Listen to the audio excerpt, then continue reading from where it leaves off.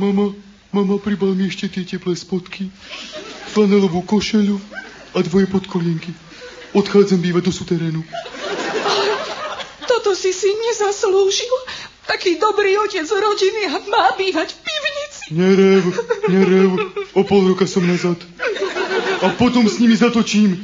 Pribal mi jej montérky. A na čo ti budú montérky? Budem do všetkého montovať.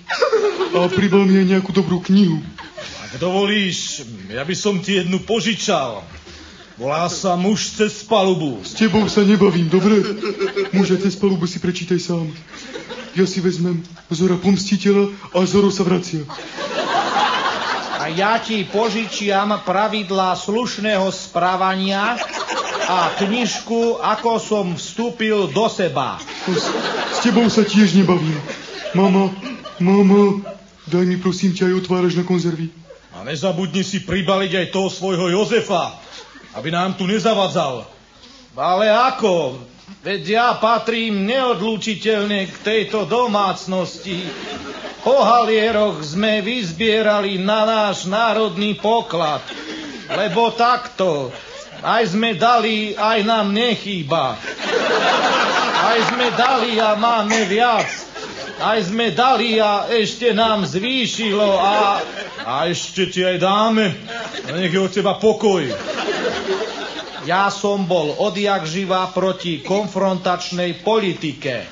Keby si, syn môj, toľko nemachroval, nemuselo to takto dopadnúť. Ja, že machrujem?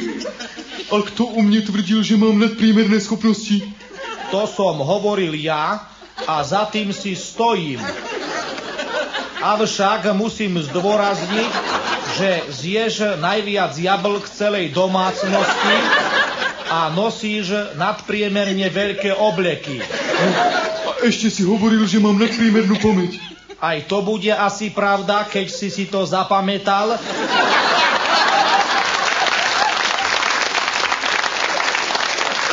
Lebo ja som už na to zabudol.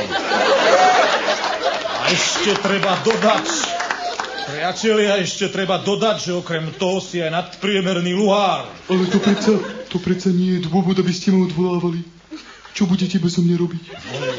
Napríklad ja, hneď ako odídeš, poletím do Bruselu. A ja si lahnem do obývačky a trošku si zdriemnem.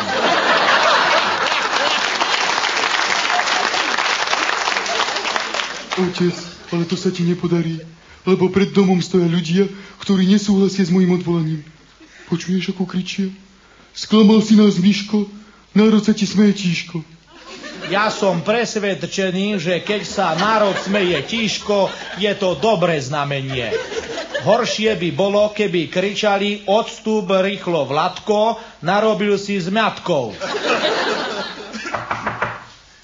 Volá, kto klopal. Mám ísť otvoriť. Pre mňa, za mňa, rob si, čo chceš. Ja tu už nerozkazujem a s nimi sa nebavím. Prišiel sem akýsi bradatý chlap s okuliarmi a tvrdí, že je Jozef. Áno, pozvihodnú. Ale ako, veď Jozef som tu predsa ja. Na čo sú vám dvaja Jozefovia? Ja neviem, o čo ide, lebo ja som si žiadneho Jozefa neobjednával. Dobrý deň. Ak dovolíte, rád by som sa uviedol do vecnej roviny. Vlado, ideš alebo neideš? Ale veď je to prokeš.